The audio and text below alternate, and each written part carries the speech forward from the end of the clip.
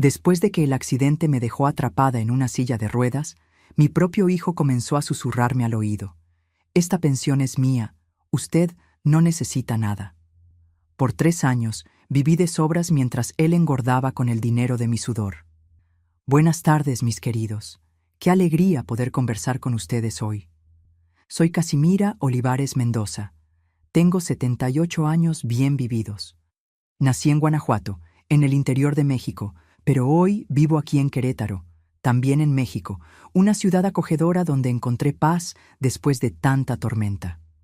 Estoy sentada aquí en el porche de mi casita sencilla, con mis flores de primavera todas abiertas, coloreando el jardín que mi nieta Clarita me ayuda a cuidar. Hoy en día, paso mis días haciendo tejido, ¿sabes?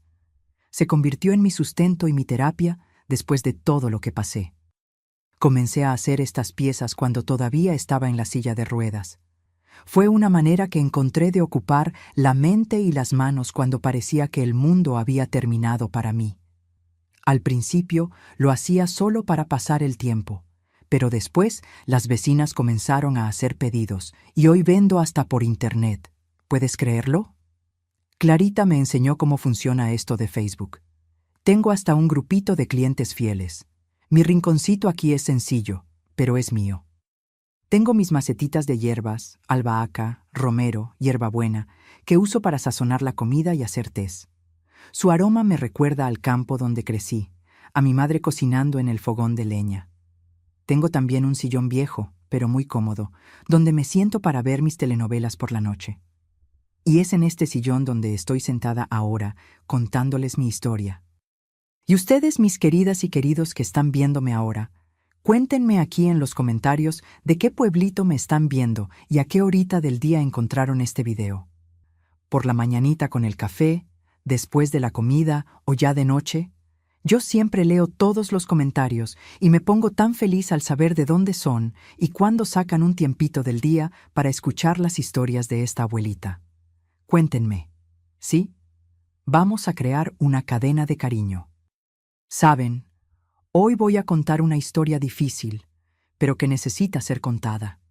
Una historia sobre cómo la vida puede cambiar en un abrir y cerrar de ojos y cómo podemos ser traicionados por quien más debería protegernos. Voy a hablar de un tiempo oscuro de mi vida cuando quedé en una silla de ruedas y mi propio hijo... Bueno, vamos con calma. Para entender bien, necesito regresar atrás, al tiempo en que yo era solo una niñita en Guanajuato, corriendo descalza por los campos de maíz, sin imaginar lo que la vida tenía reservado para mí. Nací en Guanajuato en 1947, en una casita sencilla de madera con tejas de barro muy cerca de los campos de maíz. Mi padre Gumersindo Olivares era jornalero, un hombre de manos callosas y corazón manso. Mi madre Sebastiana cuidaba de la casa y de nosotros, los 5 hijos. Yo era la del medio, entre 2 hermanos mayores, Omar e Irma, y 2 menores, Zulema y Dámaso. Nuestra casa tenía apenas 3 cuartos, una sala que también era cocina con un fogón de leña que mamá encendía de madrugada, y 2 habitaciones donde nos apretábamos para dormir. El patio era grande, con árboles de tejocote, guayaba y un limonero que mi padre plantó cuando yo nací. Teníamos gallinas, un perro llamado Pinto y una huerta que nos daba casi todo lo que necesitábamos para comer. En las paredes de la sala había un cuadro de la Virgen de Guadalupe y una fotografía en blanco y negro de la boda de mis padres. Nuestra vida era sencilla, pero rica en afecto. Despertar temprano era regla en casa. A las 5 de la mañana, papá ya estaba de pie, tomaba un café fuerte que mamá dejaba listo e iba a los campos. Nosotros, los niños, nos levantábamos alrededor de las 6. Mamá preparaba atole de maíz con leche que venía de la vaca de don Aristeo, nuestro vecino. Después arreglábamos la casa juntos. Cada uno tenía su tarea. La mía era barrer el patio, recoger los huevos de las gallinas y ayudar a tender la ropa. A los 8 años comencé a ir a la Escuela Municipal San Antonio, que quedaba a casi 1 hora de caminata de nuestra casa. Íbamos a pie, yo y mis hermanos, por un camino de tierra roja que atravesaba los campos. En tiempo de lluvia, llegábamos con los pies enlodados. En tiempo seco, cubiertos de polvo.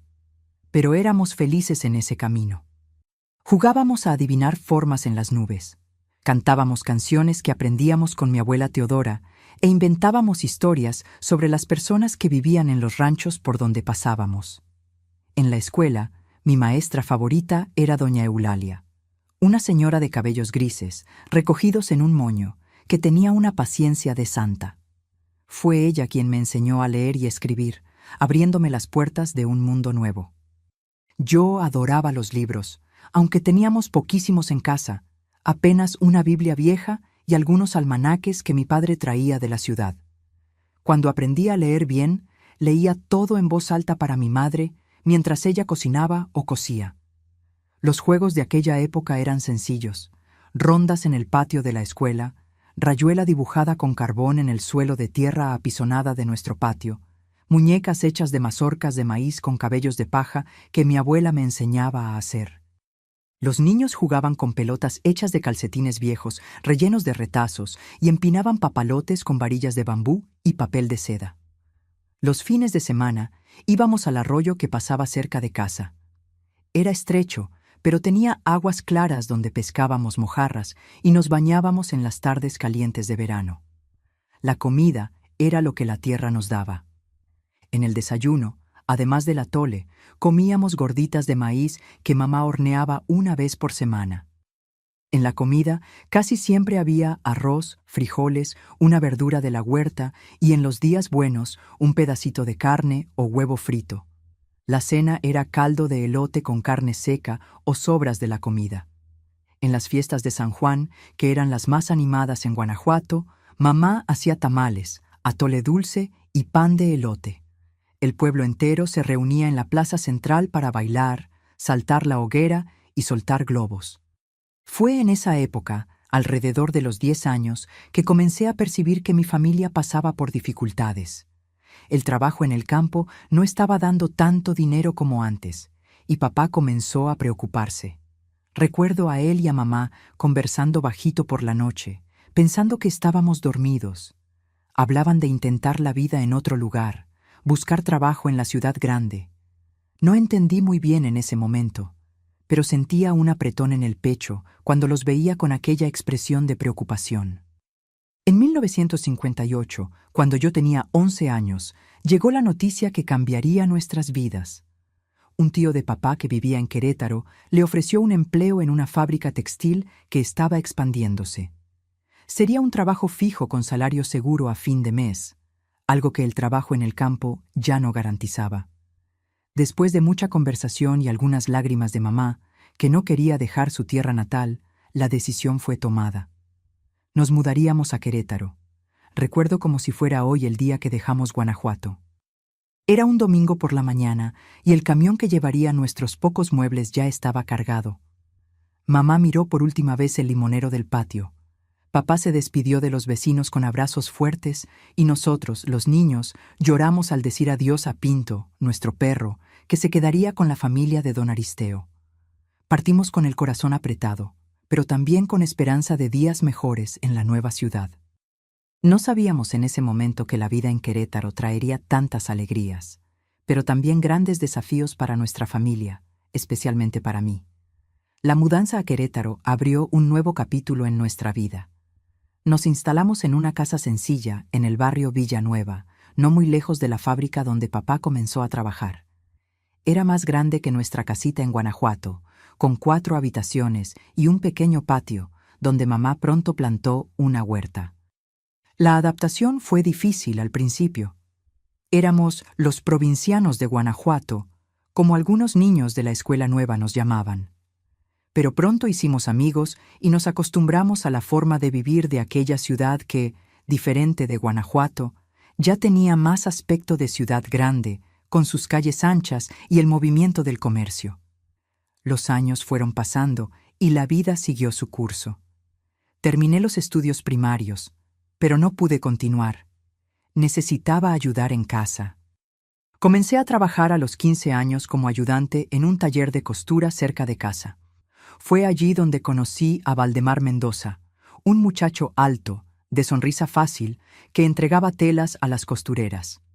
Él era 5 años mayor que yo, hijo de españoles que tenían una pequeña tienda de abarrotes en la ciudad. Fuimos novios por 3 años y nos casamos en 1966, cuando yo tenía 19 años. Nuestra boda fue sencilla en la iglesia principal de Querétaro, con una pequeña fiesta en el patio de la casa de mis suegros. Fuimos a vivir a un cuarto en la parte trasera de la tienda de ellos, mientras juntábamos dinero para comprar nuestro propio rinconcito. Valdemar trabajaba con su padre en la tienda y yo continué en el taller de costura. En 1967 nació nuestro primer hijo, Osvaldo. 3 años después, en 1970, vino nuestra niña Concepción. La familia estaba completa y en 1972 conseguimos comprar una casita propia en el barrio Rosa de Castilla. La vida seguía tranquila. Trabajábamos duro, criábamos a nuestros hijos, visitábamos a mis padres los fines de semana. Ellos todavía vivían en Villanueva. Valdemar asumió la tienda cuando mi suegro falleció, en 1975, y yo dejé el taller para ayudarlo en el negocio. Fueron años de mucho trabajo, pero también de mucha unión. Osvaldo y Concepción crecieron, estudiaron. Nos aseguramos de que tuvieran la oportunidad que nosotros no tuvimos. Osvaldo se interesó por el comercio desde temprano, y cuando terminó la preparatoria, vino a trabajar con nosotros en la tienda. Ya tenía grandes planes. Hablaba de transformar aquel pequeño negocio en algo mayor. Concepción, mi hija, siempre fue más callada, estudiosa. Se graduó como maestra en la Escuela Normal de Querétaro y comenzó a dar clases en una escuela municipal. En 1990, se casó con Jerónimo, un empleado del banco, y se mudó a Ciudad de México. Sentí mucho su partida, pero me alegraba cuando venía a visitarnos con los nietos, Clarita y Rafael. La vida seguía su rumbo con sus alegrías y tristezas normales. Hasta que en 2005, cuando yo tenía 58 años, ocurrió la tragedia que cambiaría todo. Era una tarde de domingo. Volvíamos de una comida en casa de amigos. Llovía fuerte y en una curva de la carretera que conecta Querétaro con San Juan del Río, un camión perdió el control y chocó de frente con nuestro auto. Valdemar murió al instante. Yo sobreviví, pero con heridas graves en la columna. Pasé 3 meses internada en el hospital regional entre cirugías y recuperación. Cuando finalmente volví a casa, estaba en una silla de ruedas. Los médicos fueron claros: yo no volvería a caminar. Fue un golpe terrible perder a mi marido y mi independencia de una vez. Osvaldo, que en esa época tenía 38 años, asumió los cuidados conmigo y la administración de la tienda, que ya se había transformado en un pequeño mercado. Al principio, él parecía lidiar bien con la situación. Era atento, paciente, contrató a una muchacha para ayudarme durante el día mientras él trabajaba en el mercado. Concepción venía de Ciudad de México los fines de semana, cuando podía, para visitarme y darme apoyo. Poco a poco, me fui adaptando a la nueva realidad. Aprendí a hacer algunas cosas sola en la silla de ruedas. Comencé a tejer para pasar el tiempo. Una vecina me enseñó. Decía que era bueno para ejercitar las manos y la mente, pero percibí que Osvaldo comenzó a cambiar. La responsabilidad parecía estar pesándole demasiado. Él, que siempre fue alegre y conversador como su padre, se fue quedando callado, con el semblante cerrado. Las cuentas del mercado no iban bien, tenía deudas con proveedores. Y estaba también la novia, Ivonne, con quien ya vivía junto hacía algunos años, pero que nunca se llevó bien conmigo. Decía que yo era anticuada y criticaba todo lo que ella hacía. Fue cerca de 6 meses después del accidente que las cosas comenzaron a empeorar de verdad. Una tarde, Osvaldo llegó a casa con un papel en la mano. Era un poder notarial, decía él, para que pudiera cuidar de mis cosas, ya que yo estaba imposibilitada. En aquel momento no vi maldad. Confié en mi hijo. Firmé el documento sin leer bien, pensando que era para facilitar la administración del mercado y de mi pensión por invalidez que había comenzado a recibir. Una semana después, la muchacha que me ayudaba fue despedida. «Necesitamos economizar», dijo Osvaldo, Yvonne vendría algunas veces por semana para echarme un vistazo. La comida comenzó a escasear, la casa quedaba cada vez más sucia. Mi ropa no siempre era lavada. Cuando me quejaba, oía que yo estaba siendo ingrata, que ellos ya hacían mucho por mí. Un día pregunté sobre el dinero de mi pensión, que debería dar para cubrir mis gastos básicos y medicinas. Fue cuando Osvaldo explotó por primera vez. ¿Usted cree que esa miseria da para qué? Apenas paga las medicinas caras que necesita tomar. Todavía tengo que sacar de mi bolsillo para mantenerla. Quedé en shock con la agresividad en su voz, tan diferente del niño cariñoso que crié. En la semana siguiente, cuando Concepción telefoneó, ella ya no venía tanto a visitarnos por causa del trabajo y de los hijos. Pedí hablar a solas. Intenté contar lo que estaba pasando, pero Osvaldo se quedó cerca todo el tiempo, escuchando la conversación, y no tuve valor para decir nada. Solo después entendí que él controlaba todo: las visitas, las llamadas telefónicas, lo que entraba y salía de aquella casa. Fue cuando comencé a percibir que había caído en una trampa.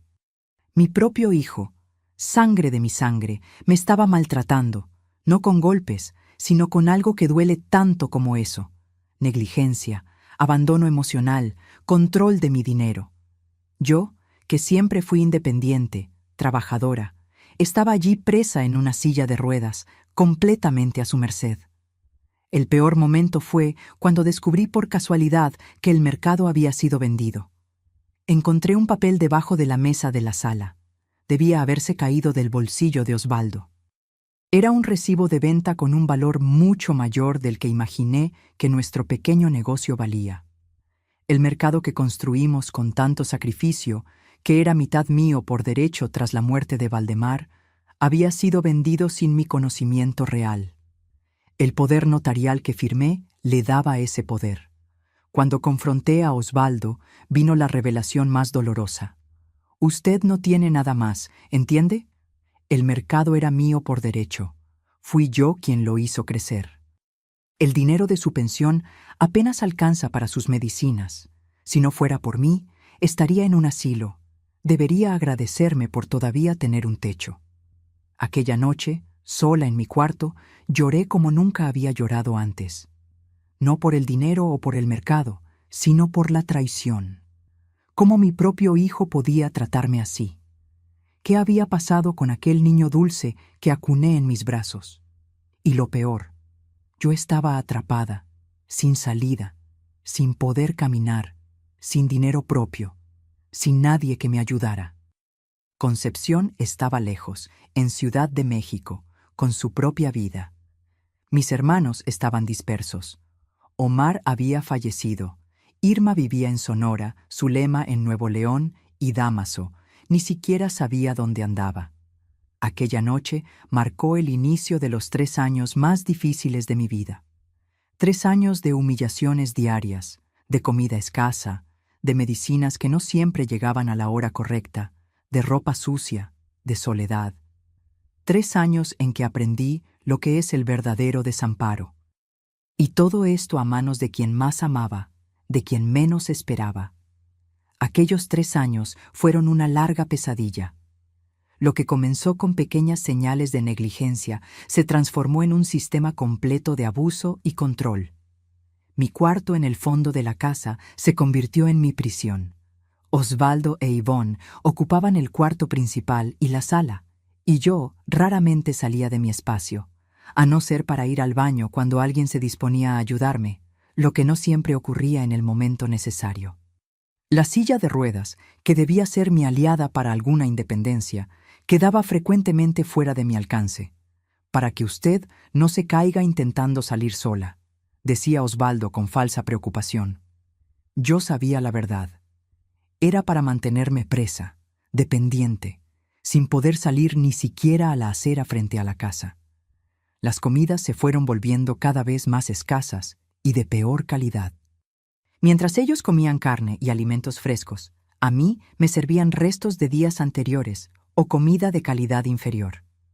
Usted no puede comer mucha grasa por causa de la salud, era la excusa. Muchas veces, la comida era apenas un plato de arroz con frijoles aguados, sin ningún acompañamiento. La cena frecuentemente ni existía. «Ya es tarde, mañana usted come bien», decían cuando me quejaba de hambre por la noche. Mis medicinas, esenciales para control de la presión y de los dolores crónicos de la columna, comenzaron a faltar. La farmacia está sin existencias. El médico necesita renovar la receta. Está muy caro. Tenemos que esperar al mes que viene. Las excusas variaban, pero el resultado era el mismo. Días y hasta semanas sin la medicación necesaria, con dolores que me hacían llorar bajito por la noche para no molestar y sufrir más represalias. La higiene personal se convirtió en un lujo raro. El baño, que debería ser diario, dada mi condición, ocurría 2 o 3 veces por semana, cuando Yvonne tenía tiempo para ayudarme.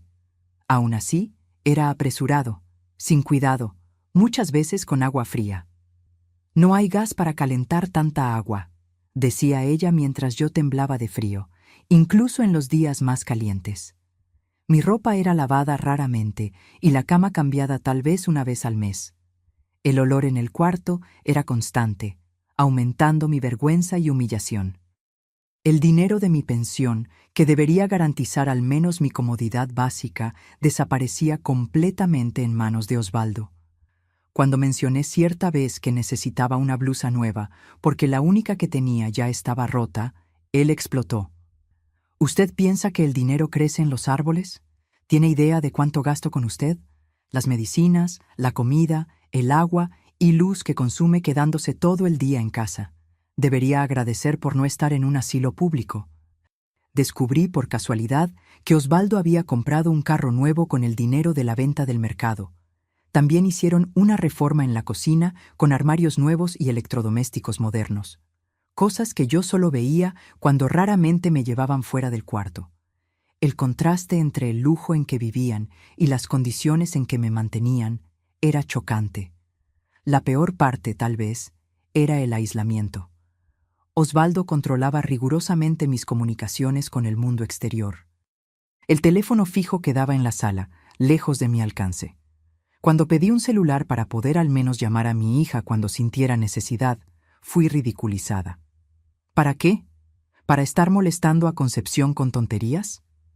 Ella tiene su vida. No puede estar escuchando las quejas de usted todo el tiempo. Las visitas se volvieron raras.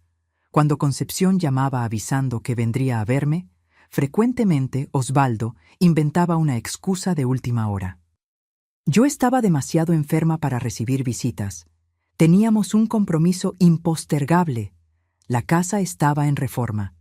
Con el tiempo, mi hija comenzó a llamar cada vez menos, tal vez creyendo que yo realmente no quería o no podía verla. Los pocos vecinos que intentaban visitarme eran recibidos con hostilidad. «Mi madre está descansando. Hoy no es un buen día.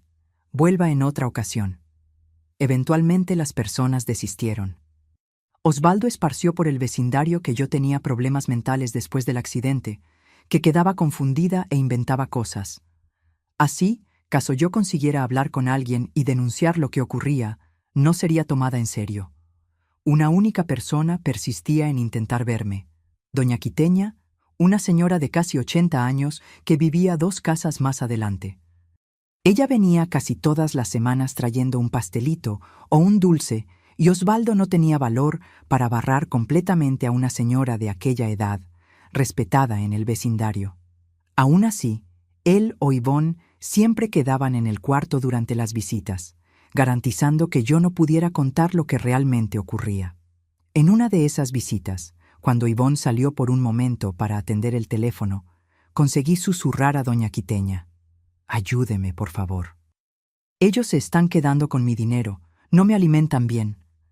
La expresión de ella fue de shock, pero antes que pudiera responder, Yvonne volvió. En la semana siguiente, Osvaldo dijo que yo estaba con una gripe fuerte y no podía recibir a nadie. Después de eso, doña Quiteña no consiguió verme más. Siempre había una excusa. Las humillaciones verbales eran constantes, especialmente cuando Osvaldo bebía, lo que comenzó a ocurrir con frecuencia. «Mira lo que quedó de mi madre, una inútil, un peso muerto. decía él a Yvonne, como si yo no estuviera allí o no pudiera oír. Tengo que cargar en las espaldas a una vieja que no sirve para nada. Yvonne generalmente reía o añadía sus propios insultos, y todavía se queja de la comida como si mereciera mejor. En 2007 comencé a desarrollar llagas, úlceras en la piel causadas por la falta de movimiento y por la humedad constante de la ropa de cama raramente cambiada. El dolor era lacerante, pero cuando pedí ser llevada al médico, Osvaldo se negó. No tenemos dinero para estar corriendo al médico por cualquier cosita. Solo cuando las heridas se infectaron, con olor fuerte y secreción, él me llevó a urgencias, temiendo que yo muriera y él fuera responsabilizado. En el hospital, el médico quedó horrorizado con mi estado. Desnutrida, deshidratada, con llagas infectadas y señales claras de negligencia. Preguntó cómo estaba siendo cuidada en casa. Antes que yo pudiera responder, Osvaldo intervino. «Doctor, hacemos lo posible, pero la edad no perdona. Y ella se niega a comer bien, sabe cómo son los ancianos». El médico pareció desconfiado, pero no insistió. Recetó antibióticos y orientó sobre los cuidados con las heridas. En casa, el tratamiento prescrito fue seguido solo parcialmente. Los antibióticos, sí, porque Osvaldo temía que yo empeorara y volviera al hospital, donde podrían hacer más preguntas. Pero las curaciones eran hechas con desidia y la alimentación continuó precaria. Se desarrolló un ciclo perverso. Cuanto más débil quedaba yo por la mala nutrición, menos podía defenderme o buscar ayuda. En 2008, comencé a tener pensamientos sombríos. Tal vez fuera mejor morir de una vez en vez de continuar sufriendo aquella muerte lenta, diaria, hecha de pequeñas y grandes crueldades. Llegué a guardar algunas pastillas, pensando en tomar todas de una vez, pero algo me lo impedía. Tal vez la fe en Dios, tal vez la esperanza terca de que alguien notaría mi situación y me ayudaría. El invierno de 2008 fue particularmente difícil. La casa era fría, sin aislamiento adecuado, y mi cuarto, en el fondo, era el más frío de todos. No tenía cobijas suficientes, apenas un edredón viejo y fino. Desarrollé una neumonía que casi me llevó.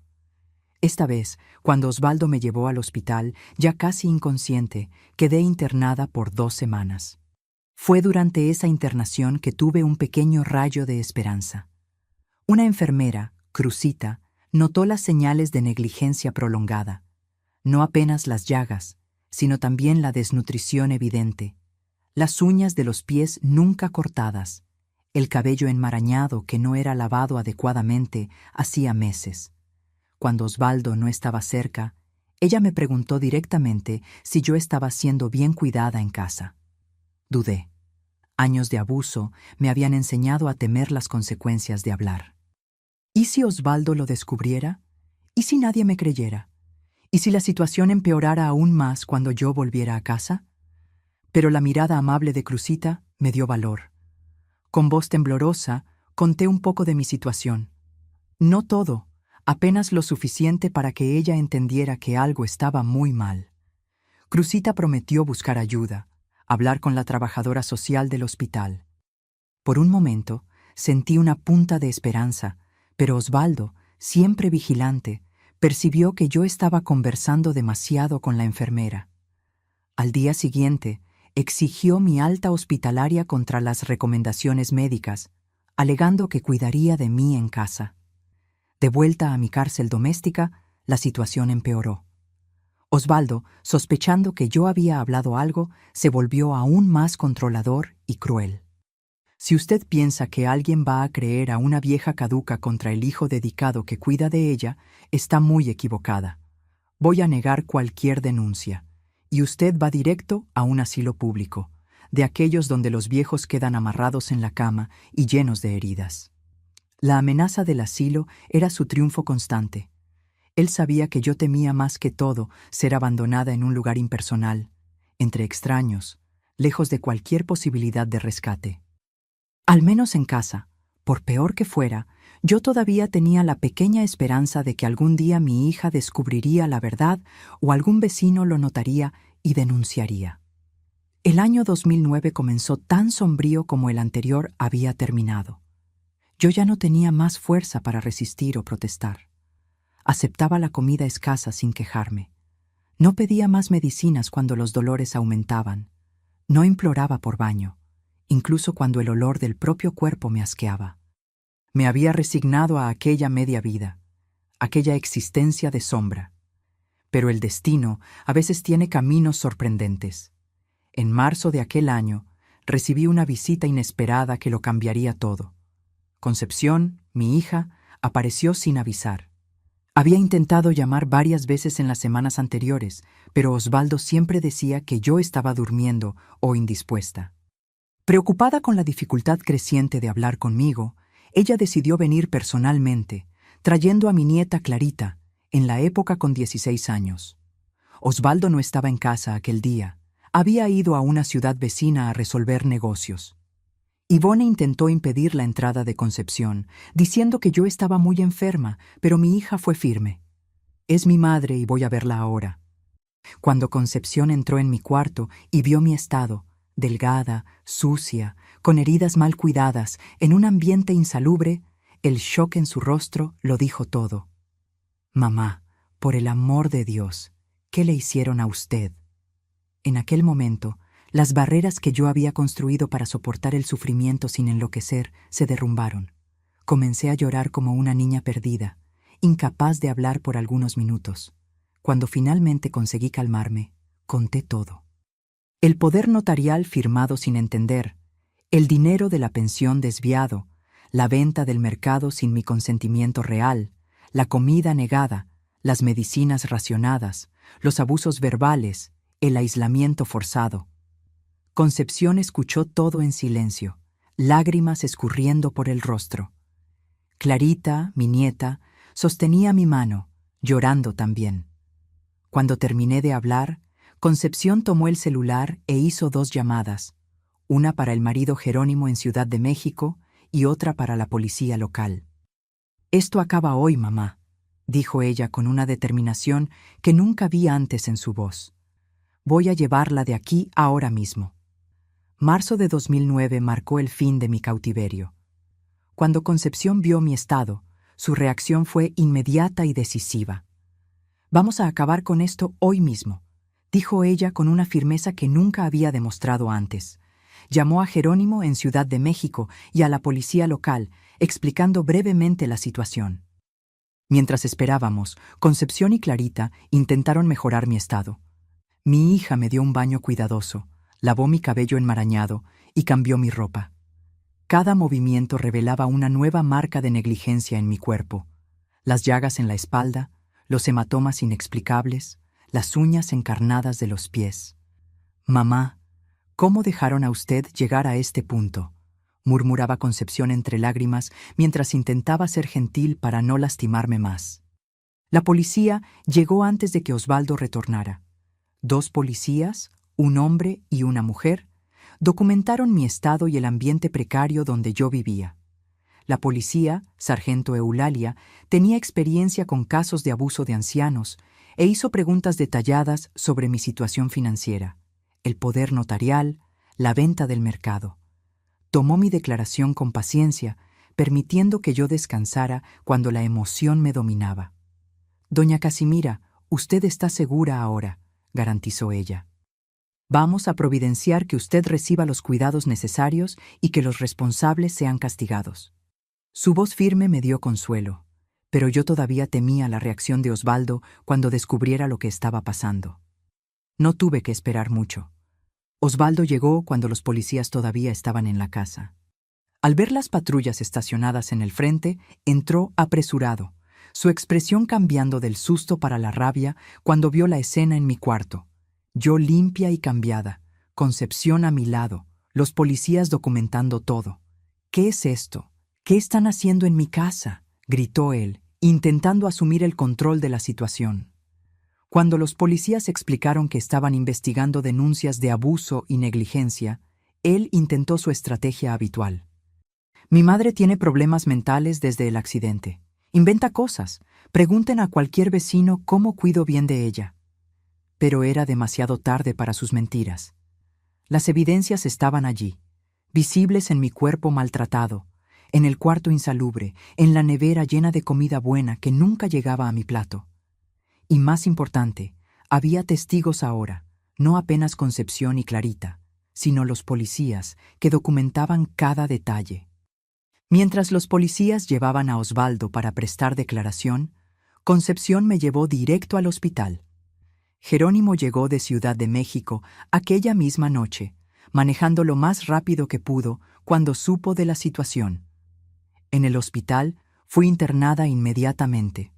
El diagnóstico fue duro: desnutrición severa, deshidratación, llagas infectadas, anemia, neumonía en estadio inicial. Algunos meses más en estas condiciones y la señora podría no haber sobrevivido, dijo el médico sin rodeos. Pasé 3 semanas internada recibiendo tratamiento intensivo. Concepción quedó conmigo todo el tiempo, durmiendo en una silla al lado de mi cama, saliendo apenas para resolver las cuestiones legales que se acumulaban.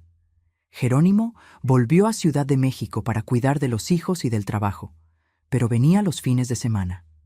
Clarita, mi nieta querida, venía después de la escuela trayendo dibujos para alegrar el cuarto de hospital. Durante ese periodo, mucha cosa ocurrió en el campo legal. Concepción contrató al doctor Euclides, un abogado especializado en derechos de los ancianos, que entró con acciones para anular el poder notarial que yo había firmado bajo coacción, recuperar el control de mi pensión e investigar lo que había ocurrido con el dinero de la venta del mercado. También fue abierto un proceso criminal contra Osvaldo por abuso financiero y negligencia con persona vulnerable. La investigación reveló la extensión del abuso. Osvaldo había vendido el mercado por un valor muy por encima de lo que me contó, comprado un carro nuevo, reformado la casa y todavía tenía una cantidad considerable en una cuenta bancaria en su nombre. Todo esto mientras yo pasaba hambre y vivía en condiciones degradantes. El poder notarial fue anulado por la justicia y una orden de restricción fue emitida, impidiendo a Osvaldo aproximarse a mí. Después del alta hospitalaria, no podía volver a aquella casa de horrores. Concepción y Jerónimo me llevaron a Ciudad de México para vivir con ellos temporalmente mientras decidíamos qué hacer. Su departamento no estaba adaptado para la silla de ruedas, pero ellos reorganizaron los muebles para facilitar mi circulación. Lo más importante era que, por primera vez en años, yo me sentía segura y amada. La recuperación física fue lenta. Las llagas necesitaron meses para cicatrizar completamente. La anemia y la desnutrición mejoraron con una alimentación adecuada, pero mi cuerpo estaba debilitado por los años de negligencia. Necesité fisioterapia intensiva para recuperar la fuerza en los brazos y mejorar mi movilidad en la silla de ruedas. La recuperación emocional fue aún más desafiante. Sufría de pesadillas frecuentes, despertando en medio de la noche sudando frío, creyendo que todavía estaba presa en aquel cuarto.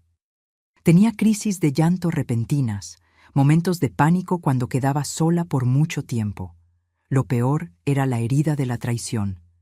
¿Cómo mi propio hijo, que yo había criado con tanto amor, pudo tratarme de aquella forma? Fue el doctor Agenor, un psicólogo indicado por el hospital, quien me ayudó a comenzar a procesar todo ese trauma. En sesiones semanales aprendí a hablar sobre lo que había ocurrido, a expresar la rabia y la decepción que sentía, a entender que no tenía culpa por el comportamiento de Osvaldo. «Usted no hizo nada para merecer ese tratamiento», repetía el doctor Agenor. «La responsabilidad es enteramente de él». 6 meses después del rescate, en septiembre de 2009, tomamos una decisión importante. No tenía sentido continuar en Ciudad de México, donde el departamento pequeño dificultaba mi movilidad y Concepción, y Jerónimo tenían que reorganizar completamente sus vidas para acomodarme. Usando parte del dinero recuperado de la venta del mercado, la justicia determinó que 50% del valor me pertenecía por derecho. Compramos una casa de una planta en Querétaro, adaptada para silla de ruedas, en un barrio diferente del anterior, donde nadie conocía mi historia. Concepción tomó una licencia de 6 meses de su trabajo como maestra para ayudarme en la transición. Contratamos a doña Zoila, una cuidadora profesional que venía durante el día para ayudarme con la higiene, alimentación y medicación. Poco a poco, fui readquiriendo alguna independencia, aprendiendo a hacer más cosas sola en la silla de ruedas. Mi nieta Clarita, que estaba concluyendo la preparatoria, decidió hacer examen de admisión para enfermería, inspirada por lo que había presenciado. «Abuela, quiero ayudar a personas como usted, que no tienen voz», dijo ella. Su cariño y dedicación fueron fundamentales en mi recuperación. En cuanto a Osvaldo, el proceso judicial siguió su curso. Él fue condenado a 2 años de prisión por abuso financiero y negligencia, pero consiguió el derecho de cumplir la pena en régimen abierto. Lo más importante para mí no era el castigo, sino la protección. La orden de restricción continuaba válida, garantizando que él no podría aproximarse a mí. Yvonne desapareció en cuanto el caso salió a la luz. Supe después que ella ya tenía un historial de involucrarse con hombres que maltrataban a familiares ancianos para quedarse con su dinero. Era parte del esquema, no apenas una espectadora pasiva. El dinero recuperado judicialmente me dio estabilidad financiera. Además de la mitad del valor de la venta del mercado, recuperé el control de mi pensión. No era mucho, pero suficiente para vivir con dignidad, pagar a la cuidadora y los tratamientos médicos continuos que mi condición exigía. La noticia de mi caso se esparció por la ciudad pequeña, como era de esperar. Algunas personas se alejaron, incomodadas con el escándalo. Otras, sin embargo, se aproximaron, ofreciendo apoyo y amistad genuina. Doña Quiteña, la vecina que había intentado ayudarme antes, fue una de las primeras en visitarme en la nueva casa. «Siempre supe que algo estaba mal», dijo ella, «pero nunca imaginé que fuera tan grave». La experiencia terrible que viví acabó teniendo un propósito inesperado. Con la ayuda de Concepción y del doctor Euclides, comencé a participar de charlas sobre derechos de los ancianos en centros comunitarios y grupos de tercera edad. Compartía mi historia como alerta, mostrando que el abuso puede ocurrir en cualquier familia, incluso cuando menos se espera. Si está ocurriendo con usted o con alguien que usted conoce, busque ayuda, yo decía en los encuentros. Llame al teléfono de atención al adulto mayor. Busque al DIF, hable con un vecino de confianza. No sufra en silencio, como yo sufrí. En 2010, un año después de mi rescate, fundamos un pequeño grupo de apoyo para ancianos víctimas de abuso en Querétaro. Nos reuníamos mensualmente en la asociación de barrio, compartiendo experiencias e informaciones sobre derechos y recursos disponibles. Era una forma de transformar mi dolor en algo útil, de dar sentido al sufrimiento que había pasado.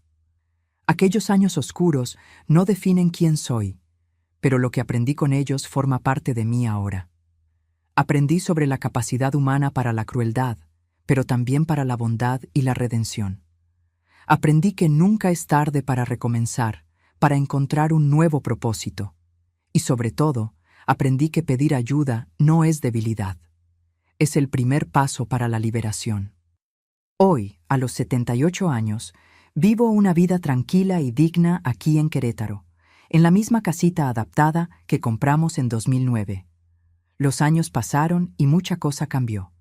Pero la sensación de seguridad y paz que encontré después de aquel rescate continúa siendo mi mayor riqueza. Mi rutina es simple y acogedora. Despierto temprano, alrededor de las 6 de la mañana, un hábito que nunca perdí desde la infancia en el campo. La primera cosa que hago es agradecer a Dios por un día más, por estar viva y bien cuidada. Después viene el desayuno, que preparo sola en la cocina adaptada. Desarrollé varias técnicas para arreglármelas en la silla de ruedas. La encimera más baja, los armarios con puertas corredizas y estantes al alcance de las manos hacen toda la diferencia. Paso las mañanas generalmente tejiendo en el porche del frente, donde puedo sentir el sol y ver el movimiento de la calle. Ese trabajo manual que comencé durante los años difíciles, como forma de distracción, se volvió mi terapia y también una pequeña fuente de ingresos. Hago colchas, tapetes, bufandas y principalmente ropita de bebé que vendo por internet, gracias a mi nieta Clarita, que creó una página en Facebook para mostrar mis trabajos. Doña Zoila, mi cuidadora, todavía viene 3 veces por semana para ayudarme con la limpieza más pesada de la casa y con el baño completo. En los otros días, consigo arreglármelas bien con las adaptaciones que fueron hechas en el baño. Las barras de apoyo, el banco de baño y la ducha manual.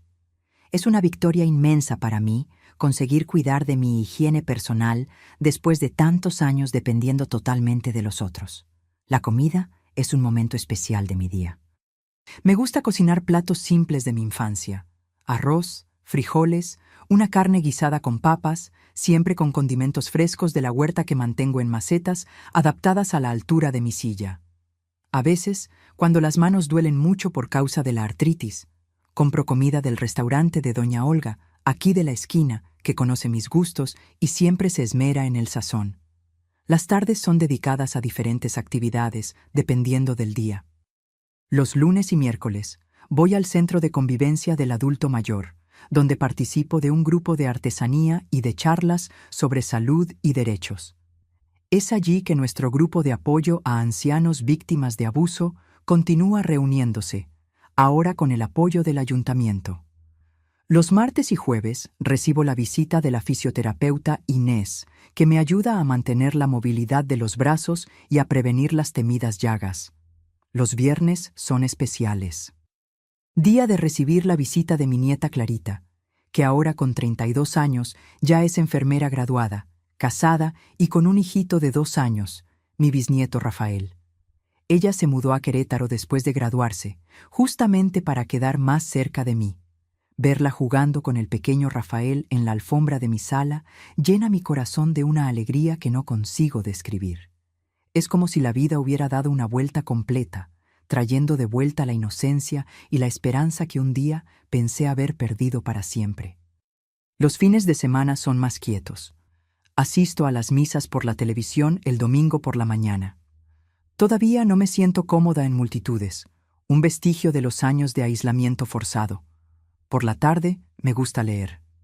Mi vista ya no es la misma, pero con los lentes de lectura consigo deleitarme con novelas y libros de historia. La lectura, que fue mi refugio en la infancia, volvió a ser una gran compañera en la vejez.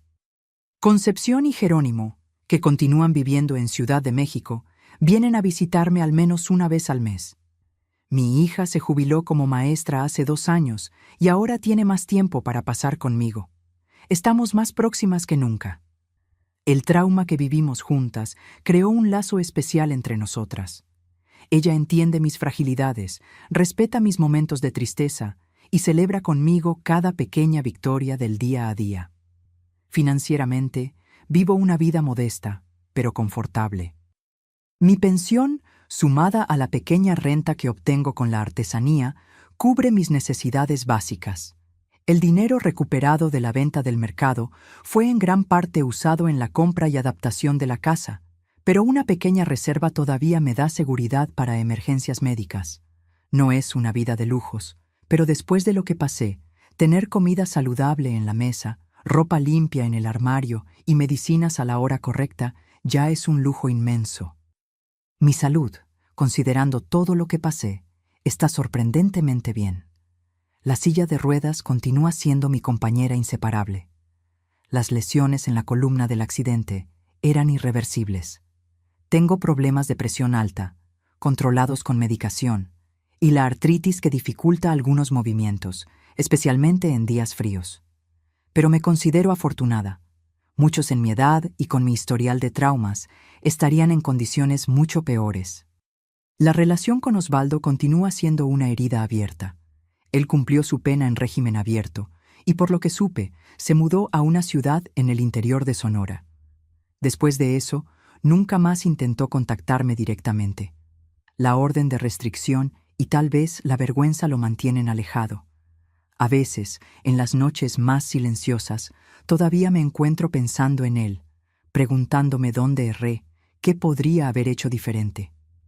El doctor Agenor, mi psicólogo que todavía veo mensualmente, me ayuda a entender que no tuve culpa, que algunas personas hacen elecciones malas, independientemente de cómo fueron criadas.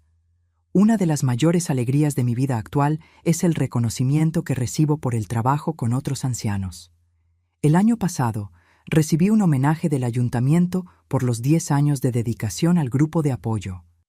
Ver personas que pasaron por situaciones semejantes, encontrando fuerza para recomenzar, muchas veces inspiradas por mi historia, da sentido a todo el sufrimiento que pasé.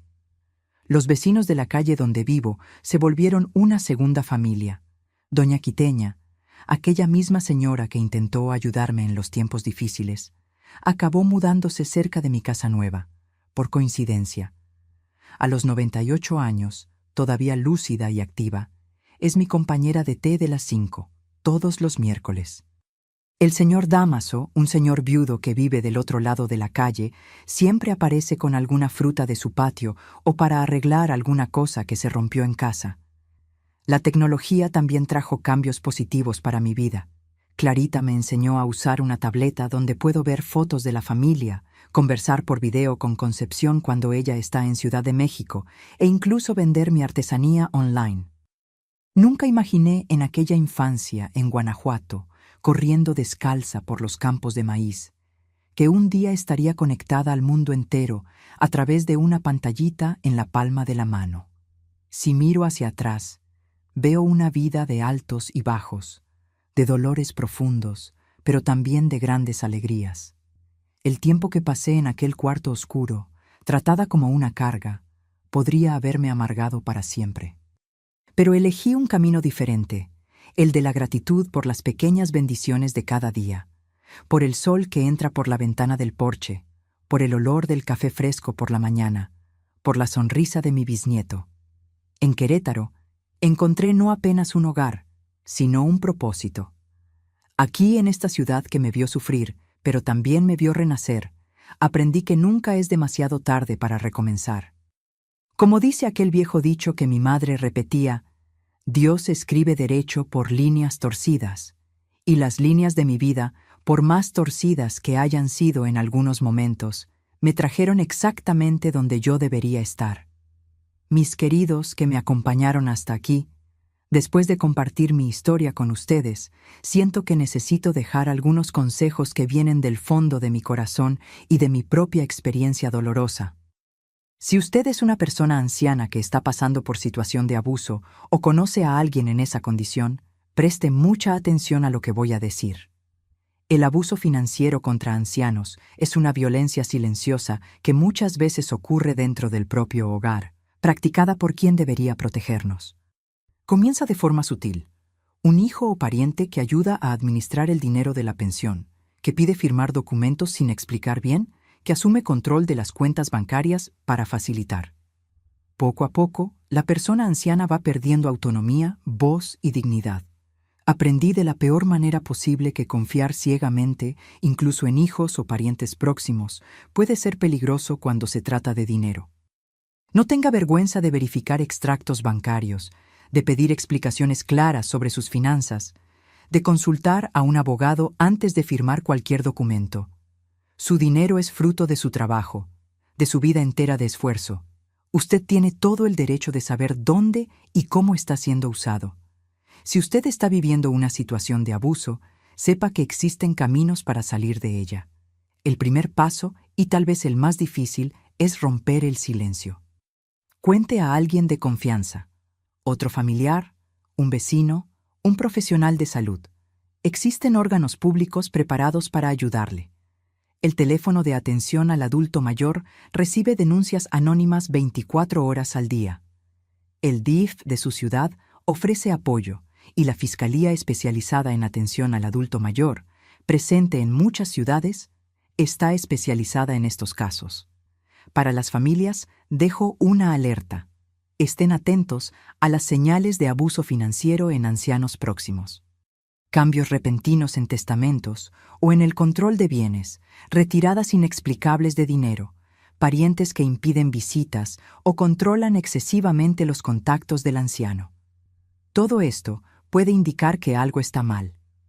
Una visita inesperada, como la que mi hija Concepción hizo, puede salvar una vida. Para los profesionales de salud, trabajadores sociales y cuidadores, ustedes son muchas veces la primera y única línea de defensa para ancianos vulnerables.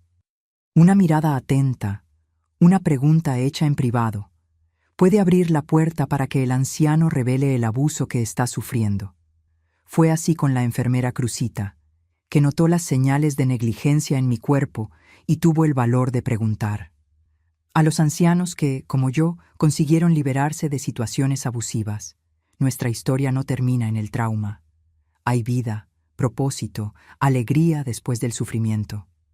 Usar nuestra experiencia para ayudar a otros, como hago en el grupo de apoyo, puede transformar el dolor en algo positivo. Nunca es tarde para recomenzar, para redescubrir pequeñas alegrías, para crear nuevos lazos. Para la sociedad como un todo, pido más atención y respeto con los ancianos. Envejecer no significa perder valor o derechos. La sabiduría que acumulamos a lo largo de décadas merece ser oída y respetada. La experiencia que traemos puede ser valiosa para las generaciones más jóvenes. No nos traten como cargas, como problemas a ser resueltos, como personas que ya vivieron demasiado y ahora solo esperan el fin. Agradezco de corazón a todos los que me acompañaron en esta jornada de memorias. Algunas dulces, otras amargas, pero todas parte de lo que me volvió quien soy hoy. Compartir mi historia no fue fácil, pero espero que ella sirva de alerta y de esperanza para quien necesita. Mis queridos de corazón, si este video tocó su alma, por favor, no siga adelante sin hacer 3 cosas importantes. Dele me gusta, suscríbase al canal Memorias de las Abuelas y active la campanita de notificaciones ahora mismo. Este pequeño gesto suyo puede literalmente salvar la vida de otra persona anciana que está sufriendo en silencio, igualito que yo sufrí. Cada suscripción ayuda a que este mensaje llegue más lejos, a entrar en más hogares donde tal vez exista alguien siendo maltratado por el propio hijo, como me ocurrió a mí. Si usted conoce a alguien que cuida de un anciano y parece estar más interesado en el dinero de la pensión que en el bienestar de la persona, comparta este video inmediatamente con sus grupos de familia, con sus amigos, con sus vecinos. Deje también un comentario contando si en su familia ya hubo algún caso parecido o si usted conoce a alguien que necesita ayuda. Y hágalo ahora. No espere ni un minuto más, porque mientras usted mira este video, hay una abuelita o un abuelito sufriendo abuso financiero en algún lugar. Porque, mis queridos, lo que nunca conté a nadie hasta hoy es que en los días más oscuros de mi cautiverio, cuando Osvaldo me dejaba sin comida, yo guardaba migas de pan debajo del colchón para no morir de hambre y llegué a beber agua del inodoro cuando la sed era insoportable. Eso es algo que va a acompañarme hasta mi último suspiro.